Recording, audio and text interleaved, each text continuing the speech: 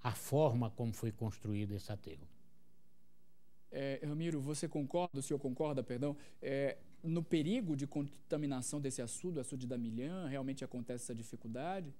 Primeiramente é o processo, né, de se ter um aterro sanitário, se começa com um programa de reciclagem de material dos resíduos sólidos, né? Porque o que se vai para o aterro é basicamente aquilo que não pode se aproveitar. Mas o que aconteceu?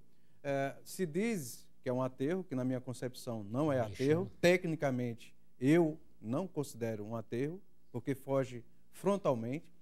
Porque o aterro é quando você já tem os materiais sólidos reciclados, você tem o adubo produzido dos materiais que são orgânicos e, finalmente, você chega só com um pouco do resíduo, que é lixo mesmo, para botar no aterro. Do jeito que está lá, é um lixão que coloca como se fosse um aterro. Isso aí é imperdoável. Certo. Nesse contexto, como é que o senhor vê, por exemplo, agora mudando um pouquinho de assunto, na verdade, como é que o senhor vê, engenheiro João Deon, a questão das fogueiras no período junino? O senhor concorda? Já é outro tema polêmico no momento que nós estamos vivendo atual, esse período junino, festa de São João, enfim.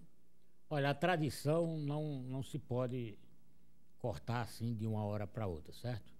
A tradição da fogueira é centenária ou milenar, sei lá. Eu sei que o que tem que acontecer a partir da curadoria do meio ambiente, do Ministério Público, juntamente com os órgãos ambientais, SUDEMA, APAN, COMEA, se fazer uma grande reunião, que antigamente a gente tentou com o doutor Eulâmpio aqui, há uns 8 anos atrás, e até no primeiro ano deu certo, e fazer esse controle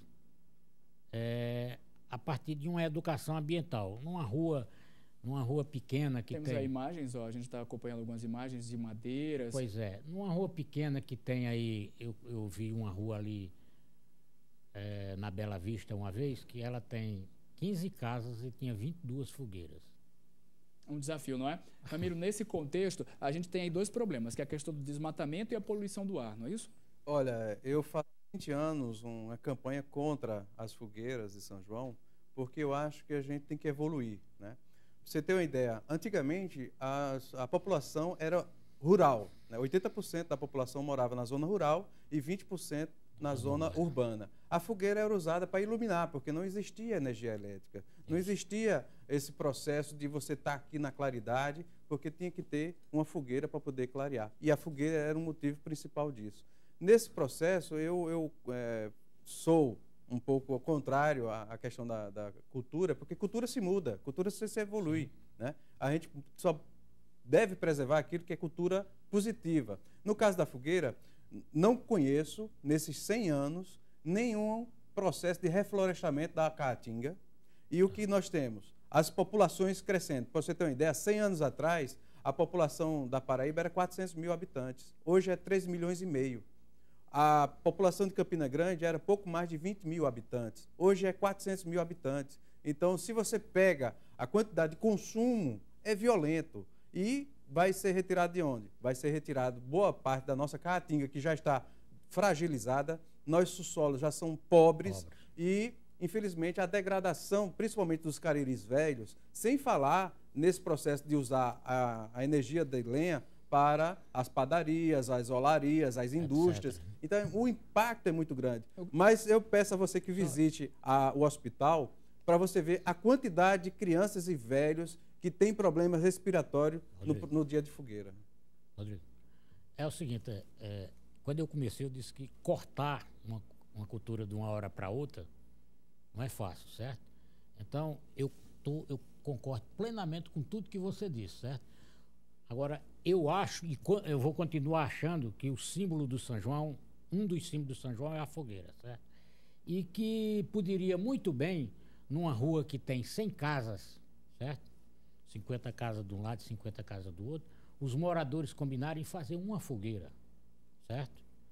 Essa ideia foi dada aí há alguns anos e a gente teria um controle. E essa quantidade de lenha que ia sair numa cidade como Campina Grande não não ia ferir o meio ambiente tanto quanto como é hoje. Hoje a gente vê aí nas esquinas carradas e carradas de lenha para ser vendido na véspera do São João. Isso sem autorização ambiental, isso sem um controle de onde foi tirado, sem o Ministério Público ter conhecimento, sem a SUDEMA ter conhecimento, simplesmente eles jogam lá e vendem. Isso daí eu sou totalmente contra e concordo plenamente com... Você tira pelos balões, né? Os balões eram uma cultura, mas é uma cultura prejudicial, porque quando o balão cai, ele causa incêndio, ele é terrível. Nós fizemos, inclusive, apresentamos agora no início do programa hoje uma matéria falando sobre as pessoas que sofrem com queimaduras e que estão no hospital. E os bombeiros estão... Perdeu até os dedos, cara. Exatamente, né? O personagem que foi apresentado. Então tem uma dificuldade muito grande nesse contexto. Tem uma informação nova que me informaram agora há pouco, a produção me informou, que é o seguinte: o Cristiano Paiva, que era até ontem presidente estadual do PCdoB, do Partido Comunista do Brasil, deixou a presidência para assumir a Secretaria Executiva do Meio Ambiente do Governo do Estado. Então tem aí mais uma pessoa referência aqui no Estado, que é o Cristiano Paiva. Retomando, agora a gente vai concluir a nossa entrevista agradecendo ao João Deon, que é engenheiro agrônomo e ambientalista da APAN, e também ao professor Ramiro Pinto, que é também ambientalista, tem uma história grande nessa luta em favor do meio ambiente. Obrigado pela presença dos senhores aqui no nosso Meio Dia na Itararé. Engenheiro João Deon, um espaço para os agradecimentos e um recado final em defesa do meio ambiente. Eu gostaria de agradecer muito a TV Itararé por ter tomado essa iniciativa e gostei muito da maneira como você apresentou o programa e peço até a TV Itararé, a você que mostrou-se um entusiasta do meio ambiente, que não fique apenas no dia 5 de junho, porque o dia do meio ambiente não é só 5 de junho, é todo dia. E a gente está precisando urgente de pessoas e de meios de comunicação que façam essa educação, que facilite essa educação ambiental, para que nossos resíduos sólidos sejam bem gerenciados e que a gente tenha nossas cidades realmente dentro de um padrão de desenvolvimento sustentável. Muito obrigado. Eu que agradeço, nós que agradecemos. Professor Ramiro Pinto?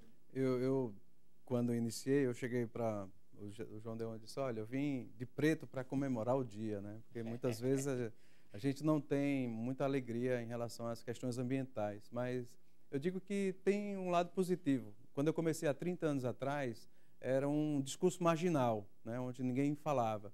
Hoje eu acredito que pelo processo de discussão de mudanças climáticas, daquelas coisas que estão atingindo as pessoas, a criança hoje já tem uma sensibilidade de poder discutir ambiente, de poder ter uma atenção maior. E eu deixo como palavra final que as pessoas pensem e mudem, né? Mudem como consumidor, né? Não sejam tanto consumistas. Eu acho que a gente tem que mudar nosso padrão de vida em relação à forma de perceber o que o meio ambiente é aquilo que nós consumimos. Se você consome muito, se você tem um processo de não controle em relação a obter objetos e outras coisas, tem gente que tem 3, 4, 5 celulares. Então, aquilo tudo é lixo, aquilo tudo foi tirado do minério, ali passou pelo petróleo. Então, tudo isso é uma carga que termina voltando para o próprio ambiente em forma de lixo. E aí a gente precisa rever todos os nossos processos de padrões de vida para poder ter uma qualidade de vida para todos nós e para